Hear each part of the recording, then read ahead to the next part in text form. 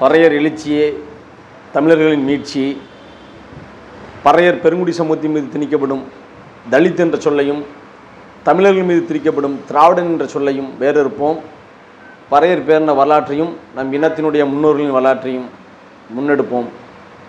என் பறையர் பேர்ன உறவுகளுக்கு இனிய காலை வணக்கம். நான் தமிழ்நாடு பறையர் பாதுகாப்பு தலைவர் புலி இளவரசபாண்டியன் பேசுகிறேன். எதற்காக இந்த பதிவு என்றால், கடந்த வாரம் உச்சநீதிமன்றம்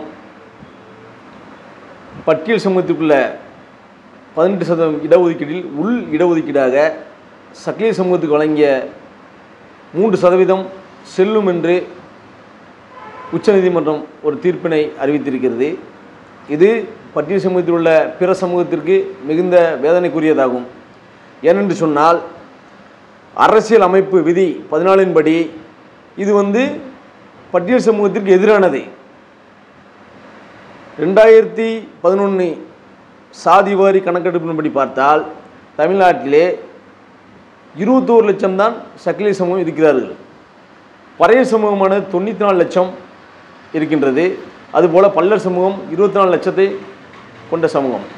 இப்படி பட்டியல் பிரிவிலே 3 சமூகம் இருக்கக்கூடிய சூழ்நிலையிலே ஒரு தனியாக உள் இடஒதுக்கீடு என்பது சக்கிலிய சமூகத்திற்கு மட்டும் வழங்கினால் அது ஏற்புடையதல்ல. இந்த தீர்ப்பை நாங்கள் வன்மையாக கண்டிக்கிறோம். இதுபோல் இது மற்ற சமூகங்களையும், பட்டியல் சமூகத்தில் உள்ள 76 சாதியும் இப்போ என்னென்னா, அந்த சக்கிலிய சமூகம் எப்படி பயன்படுறாங்கன்னா, SC 7 அதாவது 3% கொடுத்தனால SC 7ஐயும் அவங்க வந்துடுறாங்க.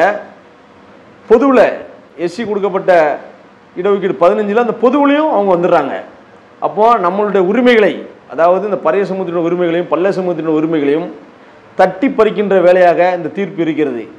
ஆகையால் இந்த தீர்ப்பினை மறுபரிசீலனை செய்ய வேண்டும். அப்படி இல்லை என்றால் எங்களுக்கு SC பட்டியலிருந்து, அதாவது பட்டியல் பிரிவிலிருந்து எங்களை எடுத்துவிட்டு MPCயில் சேர்த்திட வேண்டும் என்று இந்த அரசை நாங்கள் வலியுறுத்துகிறோம். ஏன்னா எங்களுக்கு நீங்கள் இடஒதுக்கீடு தர வேண்டாம், நீங்கள் எங்களை உயர்ந்த குடியாக MPCயில் பறையர் சமூகத்தை இணைத்திட வேண்டும். அதுபோல் இந்த தீர்ப்பை நான் மட்டும் கண்டிக்கல, ஒட்டுமொத்த பறையர் பேரணியின் சார்பாகவும் இந்த தீர்ப்பை நாங்கள் வன்மையாக கண்டிக்கிறோம். இந்த வழங்கிய இந்த தீர்ப்பை.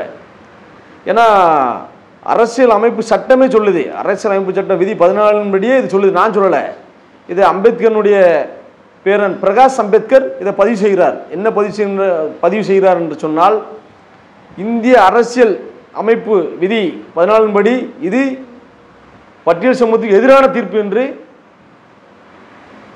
அண்ணல் அம்பேத்கருடைய பேரன் பிரகாஷ் அம்பேத்கர் பதிவு செய்கிறார். ஆகையால் இந்த தீர்ப்பினை மறுபரிசீலனை செய்ய வேண்டும். இது இந்த சமூகத்தை மிக பின்தங்கிய நிலைக்கு மற்ற சமூகங்கள் 76 சாதியில் சக்கிலிய சமூகத்துக்கு மட்டும் இந்த 3% தனி இடஒதுக்கீடு கொடுத்தாலானால் பிற அதில் இருக்கக்கூடிய எஞ்சிய 70 சாதியையும் பின்தங்கிய நிலைக்கு அழைத்து செல்லும். ஆகையால் தீர்ப்பினை மறுபரிசீலனை செய்ய வேண்டும். இந்த தீர்ப்பை நாங்கள் வன்மையை எதிர்க்கிறோம். ஒட்டுமொத்த பறையர் பேரணியின் சார்பாக இந்த தீர்ப்பை நாங்கள் எதிர்க்கிறோம் என்று சொல்லிக்கொண்டு விடைபெறுகிறேன். நன்றி, வணக்கம்.